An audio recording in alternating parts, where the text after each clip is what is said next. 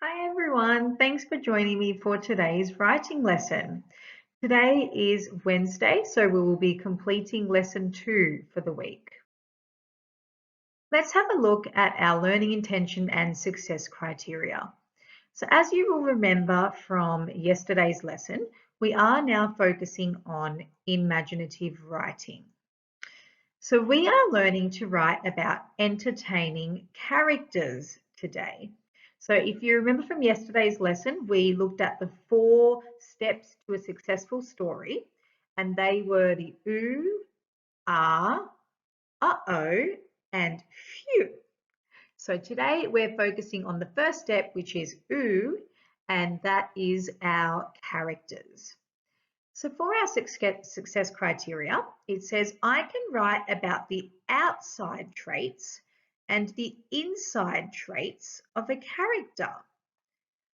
I can write a description of a character, and you'll find out more a bit about this as we go along. I just wanted to remind you first of the 4 steps to successful story.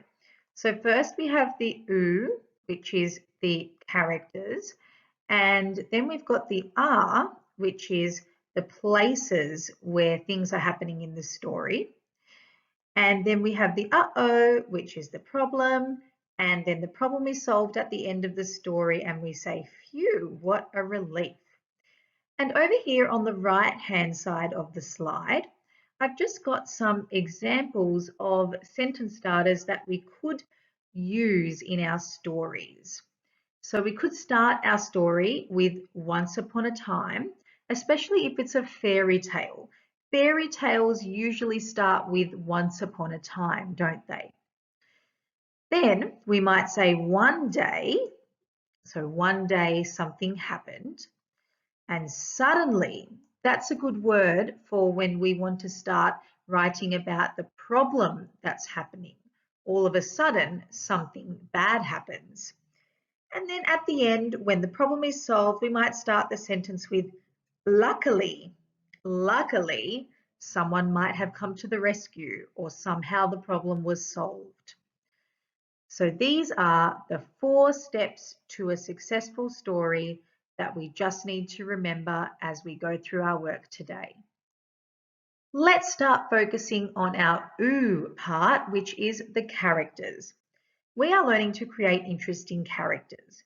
We want to hook our readers and make them say ooh so that they want to keep on reading. So the reason why we make sure our characters are interesting is so that the person reading our story wants to keep on reading more to find out what happens. Now, when we think about creating our characters for our story, we need to think about 2 things, outside traits and inside traits. Let's focus on outside traits first. So outside traits describe a character on the outside. So let's look at some written ideas here on this slide. The first one says blazing red hair. So you might have a character that has bright red hair, and blazing is an excellent word to use to describe that person's hair. Blazing reminds me of a fire or flames. So what a great way to describe red hair. The next one says green slimy skin. So we've got 2 describing words, 2 adjectives in this sentence, green and slimy. Notice how it's not just skin. That sounds boring. We want to make it sound more interesting. So I'm using adjectives to describe things here. Next one, long, sharp claws. What are my adjectives in this sentence? So we've got claws, and what are they like? Well, they're long and they're sharp. So that already paints a good picture in my head, and I can start visualizing what this character might look like on the outside. They have long, sharp claws. Next one, large round ears. So they're not just ears, they are large and round. So what are the adjectives in this sentence, I wonder? Large and round. Great. And the last description says spotty coat. Now in this description, there is an adjective describing the coat. It is spotty. So you can see by these statements that I'm not just using boring words. I'm really trying to make my character sound interesting by using adjectives in my statements. Let's try and describe some characters. So remember, we are still looking at the outside traits. So we're focusing on the outside, what the character looks like. So here are my descriptive statements. My first one says, black and white feathers. Think about the adjectives or the describing words that I have used in that sentence. So I can see the word black and the word white to describe the feathers on this little penguin over here. I've also noticed that the penguin has large webbed feet. So to describe the feet, I have used the adjectives large and webbed. Large webbed feet. Now I can see a pointy beak. To describe the beak, I have used the word pointy. I can also see big round eyes. So I have used the words big and round to describe the eyes. The penguin is also wearing a round red hat. So I've used the words round and red to describe the hat. And finally, the penguin is holding a paint palette with some bright, colourful paints on it. So to describe the paints, I've used the words bright and colourful. So I hope seeing these adjectives has helped give you an idea of how you can really make a character sound interesting. If you look at this picture, you might think, oh, that's just an artist penguin. But then when you really start to look at the different parts of the penguin, you can think of some clever adjectives that you can use to describe the penguin. Here is our next character to describe. Remember, we're focusing on the outside traits of this character. So this character is a unicorn, and here are the statements I've used to describe the unicorn. Soft white fur. So the adjectives I've used to describe the fur are soft and white. Then I can see beautiful blue wings, and I've used the words beautiful and blue. The next one is pointy blue horn. I've used the words pointy and blue to describe the unicorn's horn. The next one says shiny blue tail. I've used the words shiny and blue. And the last one says bright blue hooves. I've used the words bright and blue. So you can see that you can also use words that describe colours and shapes and textures to describe the way things look. Let's look at our next character. This looks like an evil troll. So the statements I've used to describe the troll are large round head. Remember, we're focusing on the outside traits, so what the troll looks like on the outside. So the words I've used to describe the head are large and round. Then we've got thin, spiky hairs. So I've used thin and spiky. The next one says scaly green skin. I imagine this troll's skin to be quite scaly and rough. So I've used the words scaly and the color green. 2 crooked teeth. So we've got crooked to describe the teeth. And old ripped shirt. So the shirt is old and ripped. And the last one says big brown boots. So the boots are big and brown. Now that we've had a go at describing characters' outside traits, let's focus on inside traits. So inside traits describe a character on the inside.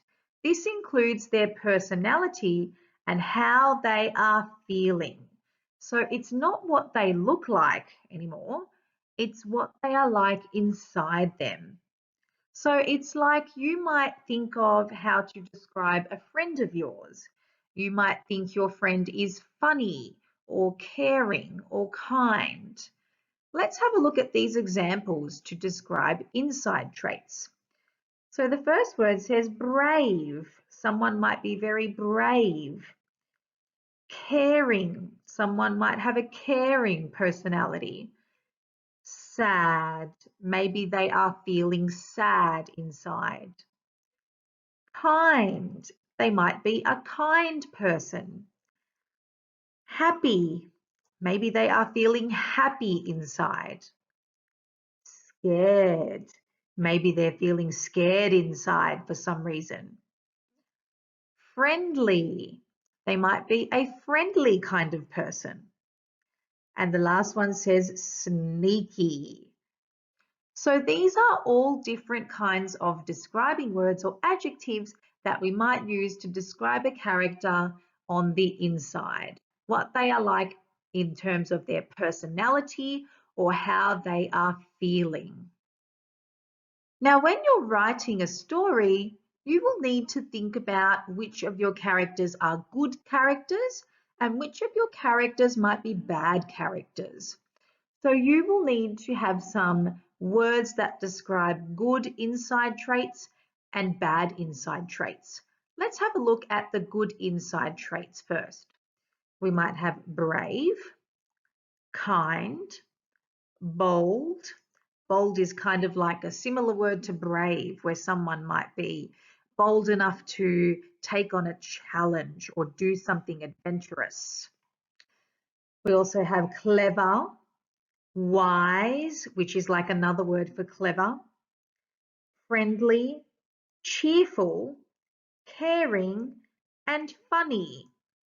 So they are all words that describe good characters. Now let's have a look at the words that might describe bad characters in your story.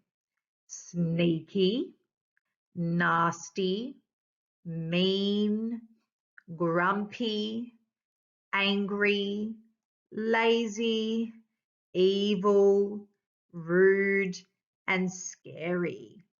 These are all words that might describe the bad characters in your story. Let's have a look at this character and think about some of the inside traits we might use to describe him. So, based on his clothing and his mask that he's got around his eyes, he looks like a robber, someone who might steal things. So, let's look at these words I've chosen to describe the robber.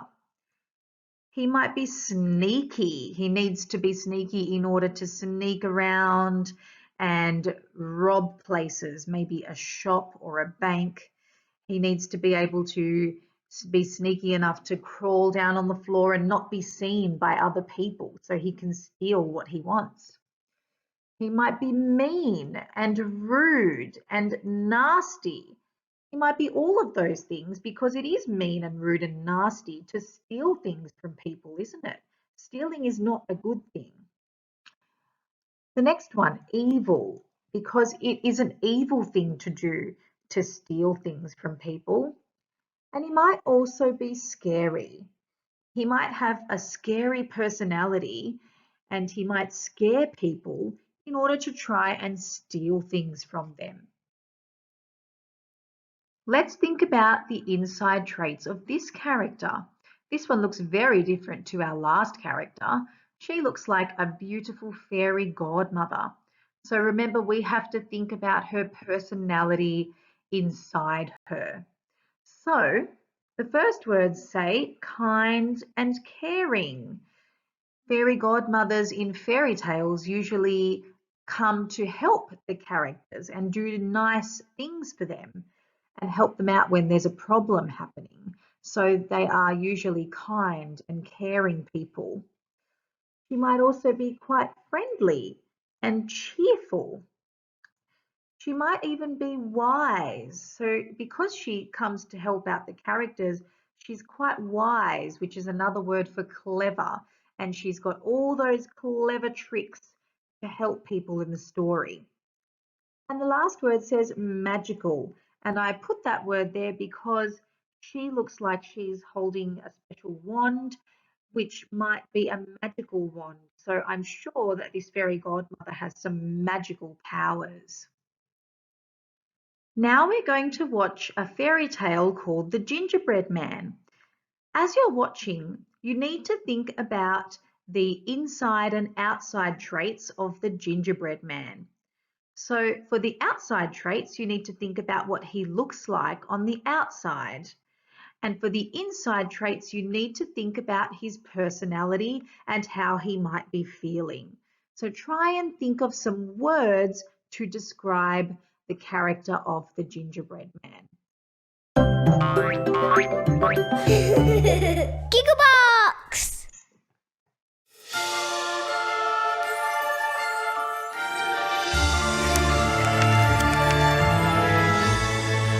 This is the story of the Gingerbread Man.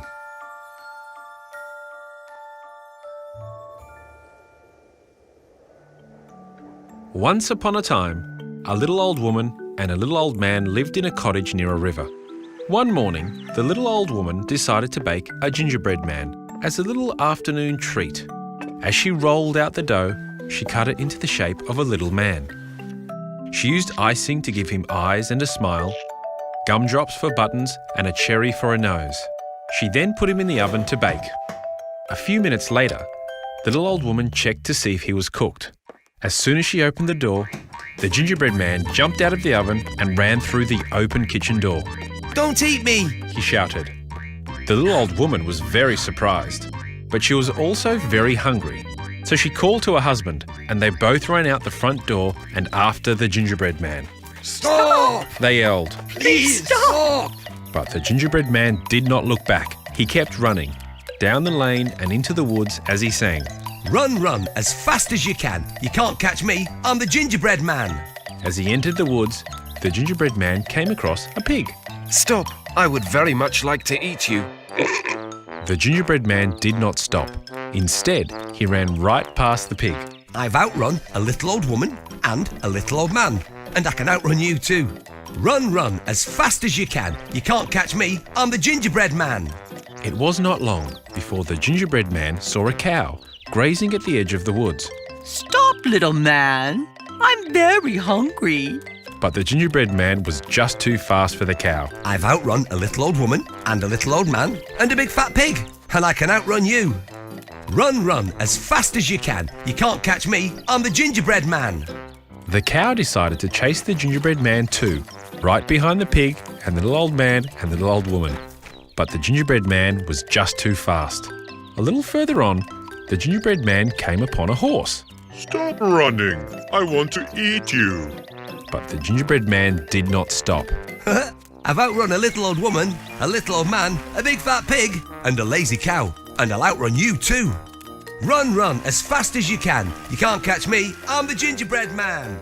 Of course, the horse did not like being taunted, so he too chased the gingerbread man, behind the cow, the pig, the little old man and the little old woman. But still, the gingerbread man ran even faster. Soon he came to a rushing river. Oh no! If I get wet, I'll melt. But if I don't, they'll catch me. What do I do? Just then, a sneaky fox appeared and said, I can help you across the river. Climb onto my back and I'll swim across. The gingerbread man did not trust the fox. Do you promise you won't eat me? Of course I won't eat you. I just want to help you. The gingerbread man decided that trusting the fox was better than being caught by the horse, the cow, the pig, and the little old man and the little old woman. So he climbed up onto the fox's back, and together they swam across the river. They were about halfway there when the fox said, I'm getting tired. You should climb up onto my head. So the gingerbread man did. They were about 3/4 of the way there when the fox said, I'm getting tired again. You should climb onto my nose. So the gingerbread man did. They reached the other side of the river, and before the gingerbread man could climb down, the fox flicked his nose and tossed the gingerbread man high into the air. He opened his mouth as wide as he could and chomp! Chomp! And that was the end of the gingerbread man. The end.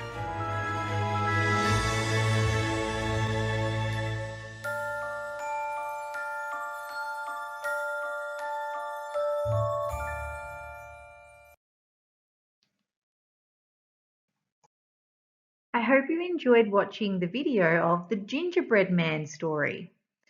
Now it's your turn to describe the outside and inside traits of the Gingerbread Man character. So if you think back to the story, think about what the Gingerbread Man looked like. Let's think about his outside traits first. To give you a bit of a head start, I have written one example that you could use. He has a brown, crunchy body. And you can see I have used two adjectives or describing words, brown and crunchy, to describe his body. So I've used a color word and also the word crunchy to describe his texture. So that's what I think he would feel like, because he is a biscuit after all, he's a gingerbread. So I imagine that his body would be quite crunchy. So those are the adjectives I've decided to use to describe his body, but you might think of other adjectives and see how many other outside traits you can describe about the gingerbread man. Then move on to the inside traits. So my example is the word brave. I think that the gingerbread man has quite a brave personality because he decided to get up and run away by himself. So have a think of the inside traits that the gingerbread man has, and you can write them down. So what you need to do is create a table that looks something like this. One column that has the heading outside traits, and the other column that has the heading inside traits. And then write the words that you think of below each heading. Good luck. When you've done that, come back and we'll do one more task. Now that you have had a chance to think about some outside and inside traits of the gingerbread man, you are going to use your words to put together a character description of the gingerbread man. So that means you're going to use your words to create some sentences about him. So what I've done is I've put together an example here of some big sentence starters that I might use based on the words that I chose to describe him. Let's look at the first one. The gingerbread man has a brown, crunchy body and I put those 3 dots at the end of the sentence there to show that you will continue your sentence to put in another outside trait of the gingerbread man that you could think of. So try and put in maybe 2 outside traits into your descriptive sentence there. Then my next sentence says, he is brave and, so brave was the word I thought of to describe the gingerbread man. Now you might have thought of some other words to describe the gingerbread man that you might like to put as well. So try to use 2 inside traits to describe the gingerbread man. So you should have a sentence that describes 2 of his outside traits and a sentence that describes 2 of his inside traits. And both of those sentences should go inside your character description. So you can use some lined paper or some plain paper or a workbook that you've been using at home already to write those sentences in. Make sure at the end of this lesson, when you're finished, that you have taken a photo of your table that you did on the last slide and this description and put them into your completed work doc for this week. I can't wait to see your tables and your character descriptions. That concludes our second lesson for imaginative writing this week. Let's reflect on our lesson to make sure we've covered everything. So our learning intention says we are learning to write about entertaining characters. Our success criteria says I can write about the outside traits and the inside traits of a character. We did that when we looked at adjectives or describing words that we can use to describe what characters look like on the outside and to describe their personalities and feelings on the inside. And the last one says, I can write a description of a character. So hopefully towards the end of the lesson, you had gathered some ideas about the gingerbread man and you were able to use those ideas and words to write a description of the gingerbread man. Thank you so much for joining me for today's writing lesson, and I'll see you next time. Bye.